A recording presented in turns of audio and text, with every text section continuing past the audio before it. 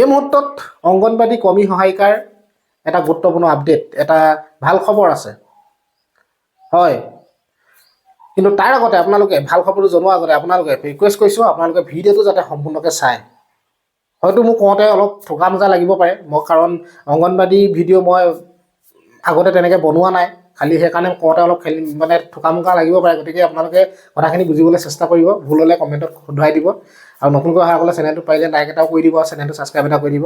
আৰু যি কি নহওক, এতিয়া আপোনালোকৰ ভাল খবৰটোকে শুনাই লওঁ। চাওক, আচলতে এইবাৰ কৰ্তন নহয় অংগনবাদী সহায়িকা মাননি। হয়, 14 মাৰ্চৰ ৰাতিলৈ সঞ্চালক মহোদয়ৰ সৈতে সন্থাৰ যি বৈঠক হৈছিলে, তাত যি পেণ্ডিং মাননি, সেই পেণ্ডিং মাননি ৰিলিজ কৰা এটা অৰ্ডাৰ কপি পঠিওৱা হয়।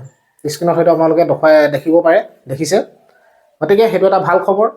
আৰু বৰ্তমানলৈকে কিন্তু চৰকাৰে কোনো ধৰণৰ, আচলতে আমাৰ অসম চৰকাৰে কোনো ধৰণৰ কিন্তু মাননি বৃদ্ধিৰ ক্ষেত্ৰত এতিয়ালৈকে কোনো ধৰণৰ আচলতে তেওঁলোকে কোনো ধৰণৰ এটা ভাল খবৰ আচলতে দিয়া নাই।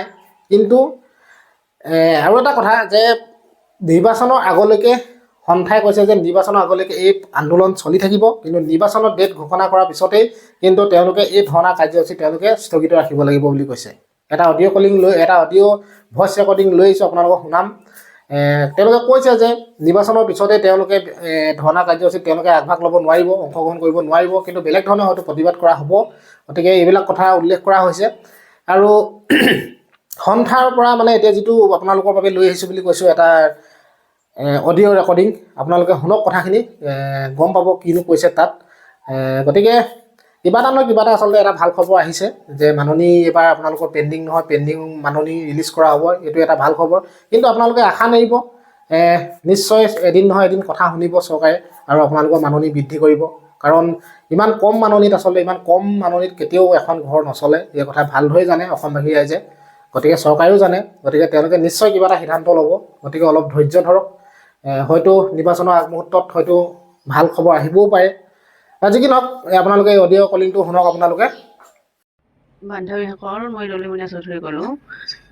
আমাৰ আজি যি বৰপেটা জিলা আৰু বজাৰে গোটেইখিনিৰ আজি মানে পাল আছিল আচলতে চচলত অহা, কিন্তু ৰাতিপুৱাই পাইছে চাগে বহুখিনি বান্ধৱী আহিব পৰা নাই।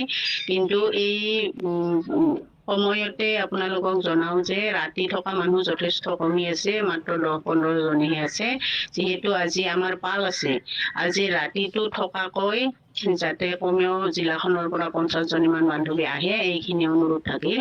কিয়নো অহাকালি অধিসূচনা জাৰি হ'ব, অধিসূচনা জাৰি হোৱাৰ পাছত এনেও আমি চচলত বহা কাৰ্যসূচী আমি স্থগিত ৰাখিব লাগিব, আমি অঞ্চল ভিত্তিকে কৰিব লাগিব।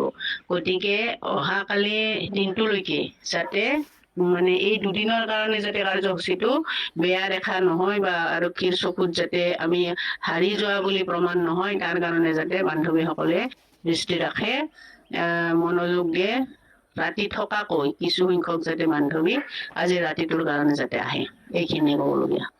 বৰপেটা জিলা কমিটিৰ নেতৃত্ব বান্ধৱীসকল আৰু প্ৰতিটো প্ৰকল্পৰ সভানেত্ৰী আৰু সম্পাদিকা বান্ধৱীসকল, আপোনালোকে নিজৰ প্ৰকল্পৰ পৰা কমেও 3-4জনী বান্ধৱীক তেখেতে যাতে থাকিব পাৰে আৰু থাকিবই লাগিব। এই দুদিন আমি চচলত থাকিবই লাগিব। চচলত থকা মানুহৰ সংখ্যাটো কমি গৈছে, যিহেতু বৰপেটা ডিষ্ট্ৰিক্টটো এটা মানে বুজি পোৱা তেখেতসকলে সংগ্ৰামী হয়। গতিকে বান্ধৱীসকল, আপোনালোকে আজি থকাকে ওলাই আহক। অতি সোনকালে মোক লিষ্টটো দিব লাগিব আৰু আপোনালোকে ওলাই আহক, আমি ওলাই আহি আছোঁ। ধন্যবাদ।